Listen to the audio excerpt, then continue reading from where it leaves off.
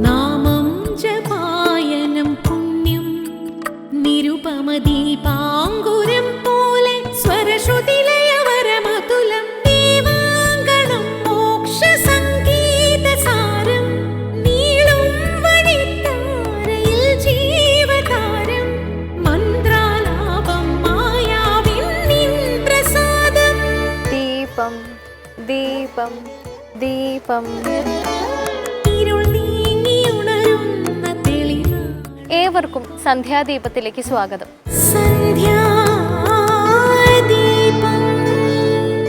നമ്മെ വലയം ചെയ്തിരിക്കുന്ന പാപശാപങ്ങളുടെ ശക്തിയാൽ പലപ്പോഴും ഈശ്വര സാമീപ്യം നമുക്ക് ലഭിക്കുന്നില്ല. ഗജേന്ദ്രമോക്ഷം കഥയിലെ ഗജേന്ദ്രന് മോക്ഷം സിദ്ധിക്കാൻ തുമ്പിക്കരത്തോളം മുങ്ങിപ്പോകേണ്ടി വന്നു. എങ്കിലും അവൻ്റെ ദൃഢമായ പ്രാർത്ഥന ഒടുവിൽ അവനെ രക്ഷിക്കുക മാത്രമല്ല, മോക്ഷം തന്നെ നൽകുകയുണ്ടായി. ഓംകാരം സൃഷ്ടി സ്ഥിതി സംഹാരങ്ങളുടെ അധികാരിയായ പരബ്രഹ്മത്തിൻ്റെ പ്രതീകമാണെന്നാണ് അർത്ഥം. അതായത് ശബ്ദങ്ങൾ വെറും ഒച്ചയല്ല, ജീവനുള്ളതും ജീവനുണ്ടാക്കുന്നതുമായ ശക്തിയാണ്. അത്തരം ശക്തി പ്രവാഹമാണ് നാമജപത്തിൻ്റെ ഫലം. കേൾക്കാം ഇന്നത്തെ സന്ധ്യാനാമം.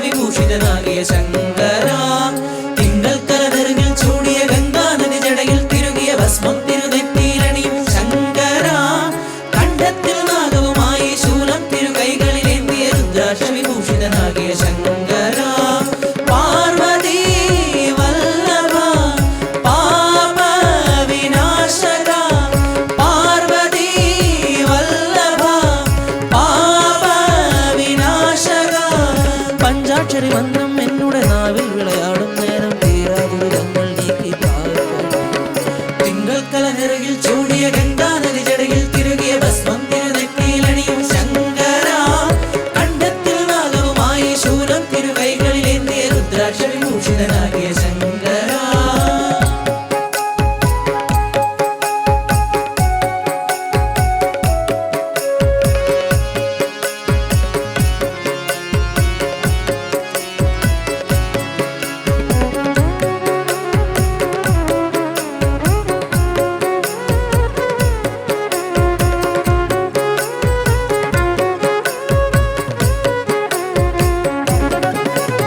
കൈലാസം തന്നിൽ നിറയും ഢം ഢം ഢമനാദം മുറുകും ചടുല താണ്ഡവ നർത്തനം കൈലാസം തന്നിൽ നിറയും ഢം ഢം ഢമനാദം മുറുകും ചടുല താണ്ഡവ നർത്തനം കൈലാസം തന്നിൽ നിറയും ഢം ഢം ഢമനാദം മുറുകും ചടുല താണ്ഡവ നർത്തനം കൈലാസം തന്നിൽ നിറയും ഢം ഢം ഢമനാദം മുറുകും ചടുല താണ്ഡവ നർത്തനം ഏറുന്നൊരു തിന്മകളൊക്കെയും നീളുന്നൻ ദുരിതവും അഖിലവും തീർക്കാൻ നിന്നടനമതെൻ തുണയാവണേ നടരാജനെ തുണയേകണേ പരമേശനെ വരമേകണേ നടരാജനെ തുണയേകണേ പരമേശനെ വരമേകണേ കൈലാസപുരേശ നിന്തിരുമാറിൽ ചേർന്നണിയും കൂവളമാലയായി എന്നെ ചേർക്കണേ തിങ്കൾ കലനെറുകിൽ ചൂടിയ ഗംഗാനദി ജടയിൽ തിരുകിയ ഭസ്മം തിരുനെറ്റിയിലണിയും ശങ്കര കണ്ഠത്തിൽ നാഗവുമായി ശൂലം തിരുകൈകളിലേന്തിയ രുദ്രാക്ഷ വിഭൂഷിതനാകിയ ശങ്കര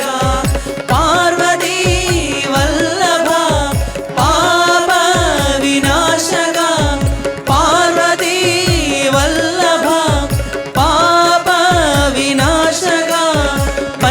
ഭരണി മന്ത്രം എന്നുടെ നാവിൽ വിളയാടും നേരം തീരാദുരിതങ്ങൾ നീപ്പിപ്പാക്കണം.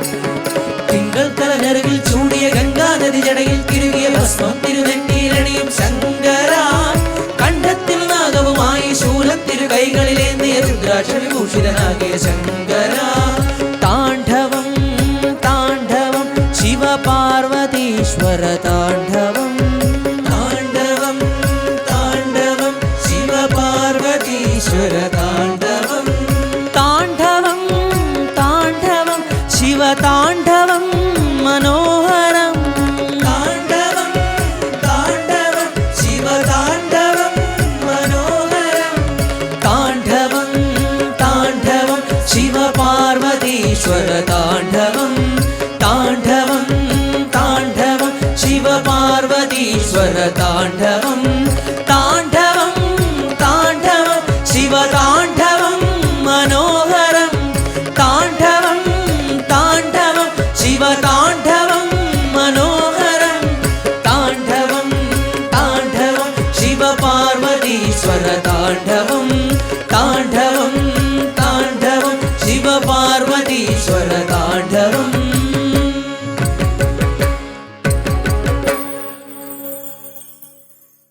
ശ്രീഭദ്രകാളിയുടെ ജന്മനക്ഷത്രമാണ് ഭരണി എന്നതുകൊണ്ട് തന്നെ ഈ ദിനം ഏത് ഭദ്രകാളി ക്ഷേത്രത്തിലും എന്നപോലെ കൊടുങ്ങല്ലൂരിലും വിശേഷമാണ്. കഥയമമയിൽ ഇന്ന് കേൾക്കാം കൊടുങ്ങല്ലൂർ ഭരണി വിശേഷങ്ങൾ. എല്ലാവർക്കും നമസ്കാരം. കഥയമമ്മയുടെ ഇന്നത്തെ അധ്യായത്തിലേക്ക് എല്ലാവർക്കും ഹാർദമായ സ്വാഗതം. കേരളത്തിലെ ദേവീ സങ്കല്പങ്ങൾ നമ്മൾ എടുത്ത് പരിശോധിക്കുന്ന സമയത്ത് ഏറ്റവും മുൻപന്തിയിൽ വരുന്ന ദേവീക്ഷേത്രങ്ങളിൽ ഒന്നാണ് പ്രപഞ്ചമാതാവായിട്ടുള്ള കാലസംഘർഷണിയായിട്ടുള്ള സാക്ഷാൽ ശ്രീ ഭദ്രകാളിയായിട്ടുള്ള കൊടുങ്ങല്ലൂരമ്മ വാണരുളുന്ന സാക്ഷാൽ കൊടുങ്ങല്ലൂർ ക്ഷേത്രം അല്ലെങ്കിൽ കൊടുങ്ങല്ലൂർ കാവ്. ഇപ്പോൾ നമ്മൾ കടന്നുപോയിക്കൊണ്ടിരിക്കുന്നത് അതിയായിട്ടുള്ള മീനച്ചൂടിൻ്റെ കാലഘട്ടത്തിലൂടെയാണ്. ഈ മീനമാസം അമ്മയെ സംബന്ധിച്ചിടത്തോളം വളരെ വിശേഷപ്പെട്ട ഒരവസരമാണ്. ഈ സമയത്താണ് അമ്മയുടെ പ്രസിദ്ധമായിട്ടുള്ള മീനഭരണി മഹോത്സവം നടക്കുന്നത്. ഭരണിയെക്കുറിച്ചാണ് ഇന്നത്തെ അധ്യായത്തിൽ നമ്മൾ സംസാരിക്കാൻ പോകുന്നത്. ഭരണി എന്ന് പറയുന്ന ഈ നക്ഷത്രം വളരെയധികം ഭദ്രകാളി ക്ഷേത്രങ്ങളിൽ ഏറ്റവും അധികം പ്രധാനത്തോടു കൂടി ആചരിക്കുന്ന ഒരു സമയമാണ്. ഇപ്പം നമ്മൾ ചെട്ടിക്കുളങ്ങര ഭഗവതി ക്ഷേത്രത്തിലേക്ക് നോക്കുകയാണെങ്കിൽ അവിടെയും ഭദ്രകാളി തന്നെയാണ് അവിടെയും പ്രധാനപ്പെട്ട പ്രതിഷ്ഠ. അവിടെ കുംഭത്തിലെ ഭരണിയാണ് കൂടുതലായിട്ട് ആചരിക്കുന്നത്. എന്നാൽ നമ്മൾ കൊടുങ്ങല്ലൂരിലേക്ക് വരുന്ന സമയത്ത് അവിടെ മീനമാസത്തിലെ ഭരണിയാണ് അമ്മയ്ക്ക് വിശേഷം. എവിടെയും നമുക്ക് ഈ ഭരണി നക്ഷത്രത്തിൻ്റെ പ്രാധാന്യം എടുത്തു കാണാൻ സാധിക്കും. സൂര്യൻ മീനരാശിയിലേക്ക് പ്രവേശിക്കുന്ന സമയത്ത് ഈ പ്രപഞ്ചത്തിൽ മുഴുവനുള്ള ചൂട് വളരെയധികം കൂടും എന്നാണ്. അതാണ് നമ്മളിപ്പോൾ അനുഭവിച്ചുകൊണ്ടിരിക്കുകയും ചെയ്യുന്നത്. അത് യഥാർത്ഥത്തിൽ ആ ദേവിയുടെ താപമാണ്, ആ അമ്മയുടെ ചൈതന്യത്തിൻ്റെ വർധനമാണ് അത്ര കാണിക്കുന്നത്. അതുകൊണ്ട് തന്നെ കേരളത്തിൽ അങ്ങോളമുള്ള പല ഭദ്രകാളി ക്ഷേത്രങ്ങളിലും ഈ മീനമാസത്തിലെ ഭരണി വിശേഷമായിട്ട് ആചരിക്കുന്നുണ്ട്. അതിലേറ്റവും മുൻപന്തിയിൽ നിൽക്കുന്ന ക്ഷേത്രമാണ് സാക്ഷാൽ കൊടുങ്ങല്ലൂർ കുരുമ്പക്കാവ്. ആ ഭഗവതിയുടെ ആ സന്നിധാനത്തിൽ നടക്കുന്ന മീനഭരണിയിൽ എങ്ങനെയാണ് ആചരണങ്ങൾ നടക്കുന്നതെന്ന് നമുക്ക് പരിശോധിക്കാം. ഇത് ഒരു ദിവസം മാത്രമായിട്ട് നിലനിൽക്കുന്ന ഒന്നല്ല. കുംഭത്തിലെ ഭരണി തൊട്ട് തുടങ്ങി മീനത്തിലെ ഭരണി വരെ നിലനിൽക്കുന്ന ആഘോഷമാണ് യഥാർത്ഥത്തിൽ കൊടുങ്ങല്ലൂർ ക്ഷേത്രത്തിലെ ഭരണി ആഘോഷം. കുംഭത്തിലെ ഭരണി ദിവസമാണ് അമ്മയുടെ ഭരണിയുടെ കൊടിയേറ്റം നടക്കുന്നത്. കൊടുങ്ങല്ലൂർ ക്ഷേത്രത്തിലെ കൊടിമരമായിട്ട് കണക്കാക്കുന്ന ഒരു ആൽവൃക്ഷമാണ്. അതൊരു കാവ് സങ്കല്പത്തിലുള്ള ക്ഷേത്രമാണ്. അതുകൊണ്ട് തന്നെ ആ ആൽമരത്തിൽ കൊടിയേറ്റിക്കൊണ്ടാണ്, പ്രത്യേകിച്ച് താന്ത്രിക കർമ്മങ്ങളൊന്നും ഇല്ലാതെ കൊടിയേറ്റിക്കൊണ്ടാണ് ഭരണി ഉത്സവം തുടങ്ങുന്നത്. പിന്നീട് അങ്ങോട്ട് വിശേഷപ്പെട്ട ദിവസങ്ങളാണ് ആ ക്ഷേത്രത്തിൽ ആചരിച്ചു വരുന്നത്. അതിൽ തന്നെ ഭരണിപ്പാട്ട് എന്ന് പറയുന്ന 41 ദിവസം അമ്മയെ പ്രകീർത്തിച്ചുകൊണ്ടുള്ള കീർത്തനങ്ങൾ, അത് പലതരത്തിൽ പല ഗോത്ര വിഭാഗത്തിൽപ്പെട്ട ആളുകൾ പലതരത്തിൽ ആചരിക്കുന്നുണ്ട്. ഇന്ന് അതിനെ വളരെ തെറ്റായ രീതിയിലാണ് സമൂഹം മനസ്സിലാക്കിയിട്ടുള്ളത്.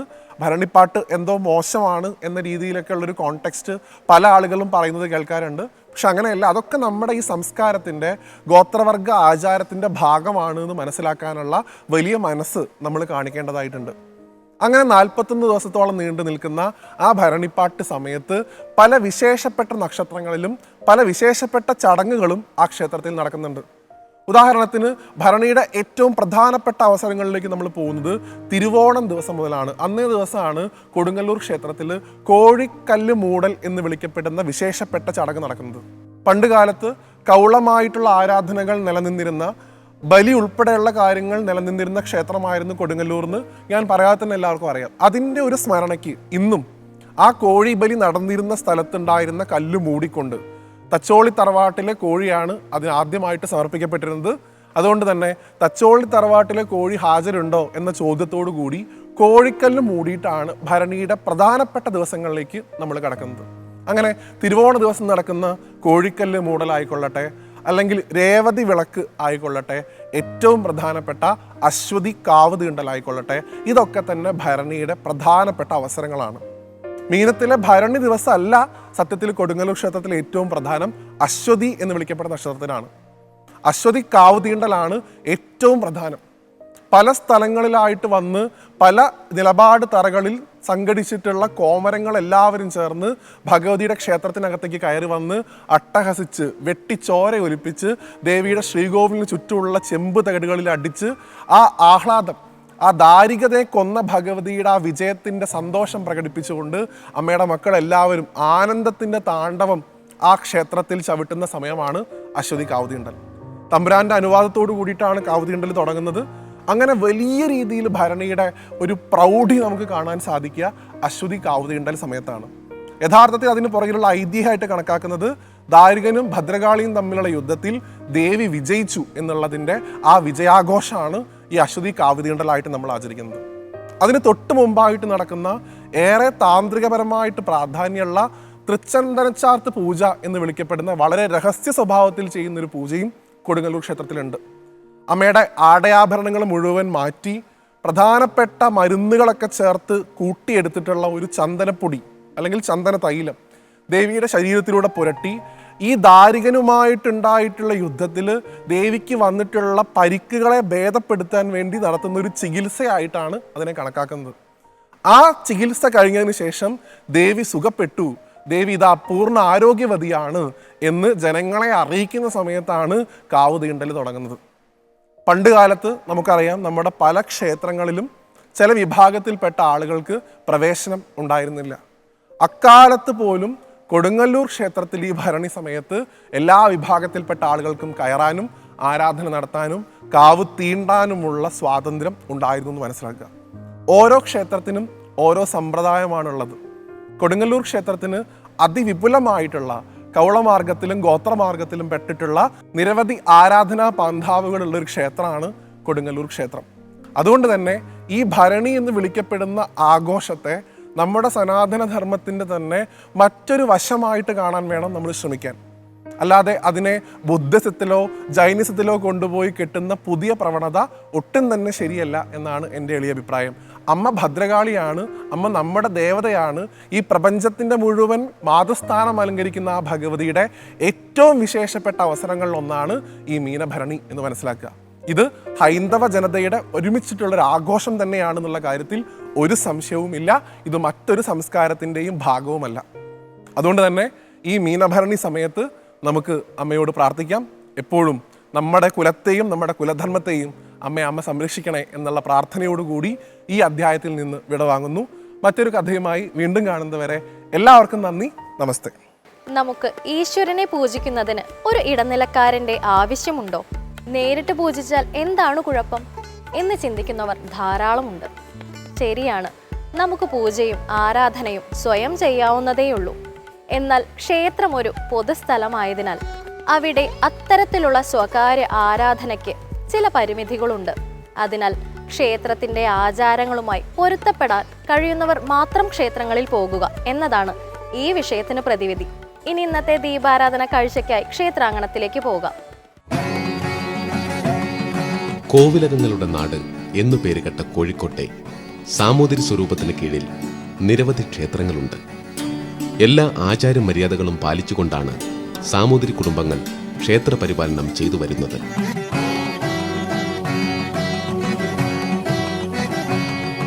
കോഴിക്കോട് നഗരത്തിൽ നിന്നും 6 മൈൽ മാറി തിരുവണ്ണൂർ മഹാശിവക്ഷേത്രം സ്ഥിതി ചെയ്യുന്നു.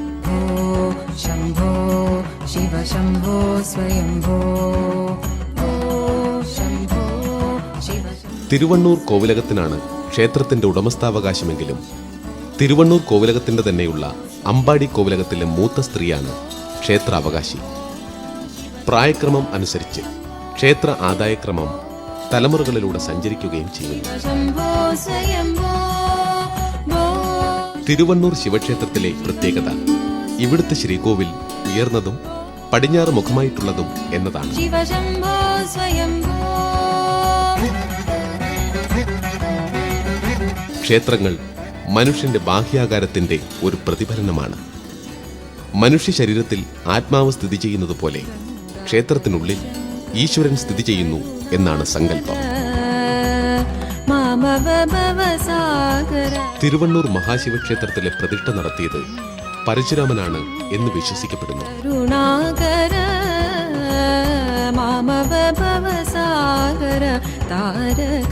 ശിവലിംഗം പ്രതിഷ്ഠിക്കുന്നതിനെയാണ് പ്രതിഷ്ഠ എന്ന പദം കൊണ്ട് അർത്ഥമാക്കുന്നത് എന്ന് അഗ്നിപുരാണത്തിൽ പറയുന്നു.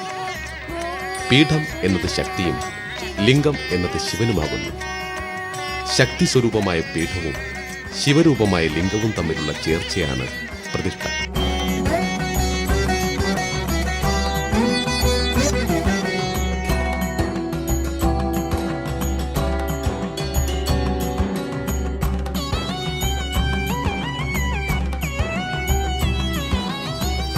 निर्गुण परब्रह्म स्वरूपा निर्गुण परब्रह्म स्वरूपा गम गम भूता प्रपञ्चरहिता निर्गुण परब्रह्म स्वरूपा गम गम भूता प्रपञ्चरहिता निर्गुण परब्रह्म स्वरूपा गम गम भूता प्रपञ्चरहिता निजपुर निहित नितान्दहनन्दा निजपुर. ഈ ശ്രീകോവിലിനെ മറ്റു ക്ഷേത്രങ്ങളിൽ നിന്നും വ്യത്യസ്തമാക്കുന്നത് ഇതിന്റെ ഉയരക്കൂടുതൽ കൊണ്ടാണ്. അതിശയ അക്ഷയലിംഗ നിജപുര സാധാരണ ശ്രീകോവിലിലെ ഭഗവത് പ്രതിഷ്ഠ നാലമ്പലത്തിന് വെളിയിൽ നിന്നും നോക്കിയാൽ ഭക്തന്മാർക്ക് ദൃശ്യമാകും.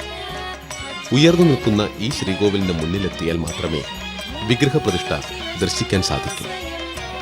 എന്നാൽ കലികാലത്തിൽ നിർമ്മിക്കപ്പെടുന്ന ശ്രീകോവിലുകൾ 100 കോലിൽ കൂടുതൽ ഉയരമരുതെന്ന് ശാസ്ത്രം പറയുന്നു. അഗ്നി, വായു ഇവയിൽ നിന്നും രക്ഷ നേടാനാണ് ഇത്.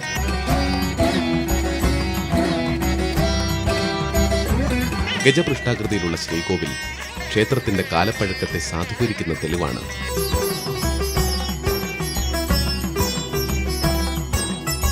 പാണ്ഡവന്മാരുടെ വനവാസകാലത്ത് അർജുനൻ ഏകാഗിയായി ഹിമാലയത്തിൽ പ്രവേശിച്ച് പരമശിവനെ തപസ് ചെയ്തു. ശിവൻ കാട്ടാള വേഷത്തിൽ പ്രത്യക്ഷപ്പെട്ട് അർജുനന്റെ ധൈര്യം പരീക്ഷിച്ചു. അതിൽ വിജയിച്ച അർജുനന് പരമശിവൻ പാശുപതാസ്ത്രം സമ്മാനമായി നൽകി. ഇത് കിരാതാർജുനീയം എന്ന പേരിൽ അറിയപ്പെടുന്നു.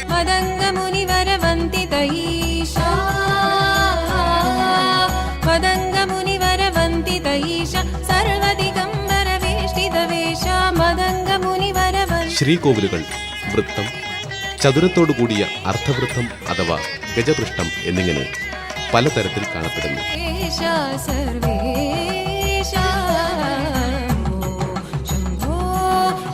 ഗജപൃഷ്ഠാകൃതിയിലുള്ള ശ്രീകോവിലാണ് തിരുവണ്ണൂർ ശിവക്ഷേത്രത്തിനുള്ളത്.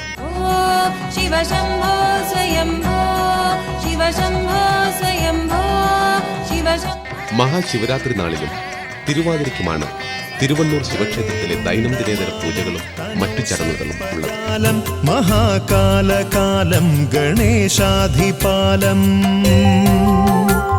ജടാജൂട്ടഗംഗോത്തരംഗൈർവിശിഷ്യം ശിവം ശങ്കരം ശംഭുമീശാനമീഢേ. പതിവിലധികം ഉയരമുള്ള ഈ ശ്രീകോവിലിന് ചുറ്റുമായി കിരാതം, ദശാവതാരം തുടങ്ങിയ കഥകൾ ശില്പരൂപത്തിൽ ആലേഖനം ചെയ്തിട്ടുണ്ട്. ഗണേശാധിപാലം ശില്പകലയിലെ പഴമക്കാരുടെ ചാതുര്യം വെളിവാക്കുന്നതാണ് ഈ മനോഹര രൂപങ്ങൾ ഓരോന്നും. मुदामाकरं मण्डनं मण्डयन्तं महामण्डलं भस्मभूषाधरं तम् अनादिं ह्यपारं महामोहमारं शिवं शङ्करं शम्भुमीशानमीढे मुदामाकरं मण्डनं मण्डयन्तं महामण्डलं भस्मभूषाधरं तम् अनादिं ह्यपारं महामोहमारं शिवं शङ्करं शम्भुमीशानमीढे वडाधो निवासं महाट्टाट्टहासं महापापनाशं सदा सुप्रकाशम् गिरीशं गणेशं सुरेशं महेशं शिवं शङ्करं शम्भुमीशानमीढे वडाधो निवासं महाट्टाट्टहासं महापापनाशं सदा सुप्रकाशम् गिरीशं गणेशं सुरेशं महेशं शिवं शङ्करं शम्भुमीशानमीढे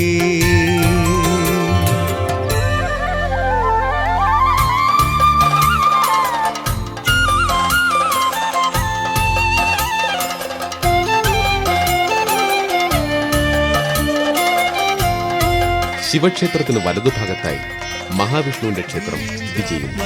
സംഗൃഹീതാർദ്ധദേഹം ഗിരൗ സംസ്ഥിതം സർവദാ സന്നിഗേഹം പരമശിവന്റെ സമക്ഷം അതിഥിയായി എത്തിയതാണ് ഇവിടുത്തെ മഹാവിഷ്ണു എന്ന് വിശ്വസിക്കപ്പെടുന്നു.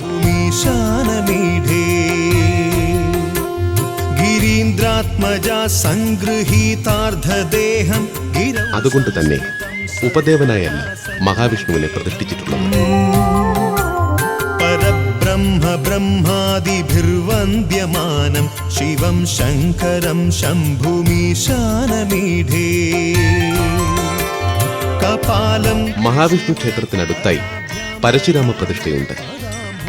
പരശുരാമനാൽ പ്രതിഷ്ഠിതമാണ് ഈ ക്ഷേത്രം എന്നതുകൊണ്ട് തന്നെ പരശുരാമന്റെ ക്ഷേത്രത്തിനും പ്രാധാന്യമുണ്ട്.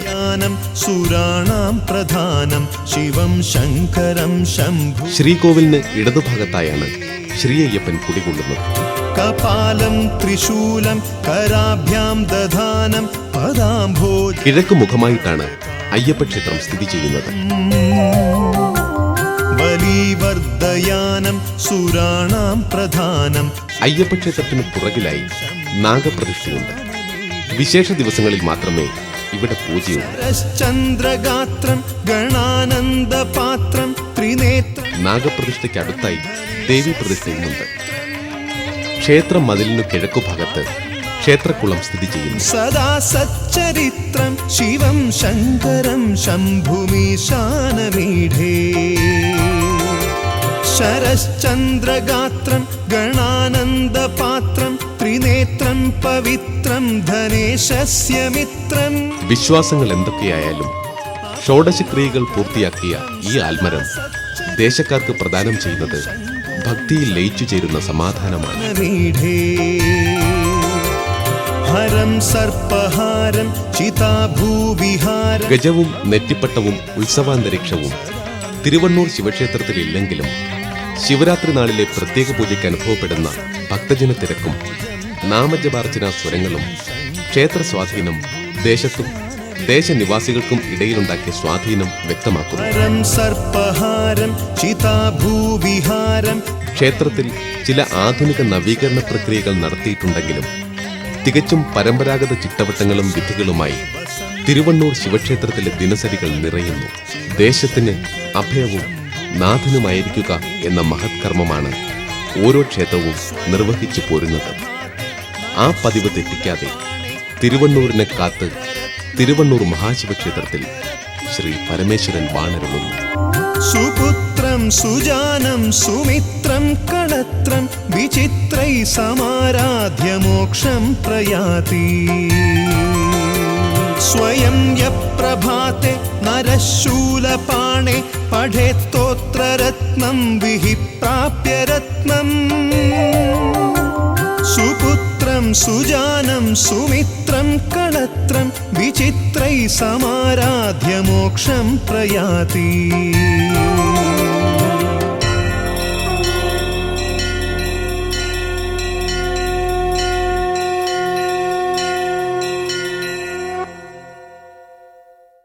നമുക്ക് എന്ത് കണ്ടാലും സ്വന്തമാക്കാൻ തോന്നുന്നുണ്ടോ? നമുക്ക് ആരോടെങ്കിലും പകരം വീട്ടണം എന്ന് തോന്നുന്നുണ്ടോ? ശക്തമായ നിരാശ തോന്നുന്നുണ്ടോ? എങ്കിൽ ഇത്തരം വികാരങ്ങൾ നമ്മുടെ മനസ്സിനെ പൂർണ്ണമായും കീഴടക്കുന്നതിനു മുമ്പ് പ്രാർത്ഥനയിലും യോഗ പോലെയുള്ള മനസ്സിനെ ഏകാഗ്രതയിൽ എത്തിക്കുന്ന വ്യായാമങ്ങളിലും ശ്രദ്ധ കേന്ദ്രീകരിക്കുക. ഇന്നത്തെ സന്ധ്യാദീപം ഇവിടെ അവസാനിക്കുന്നു. ഏവർക്കും നന്ദി.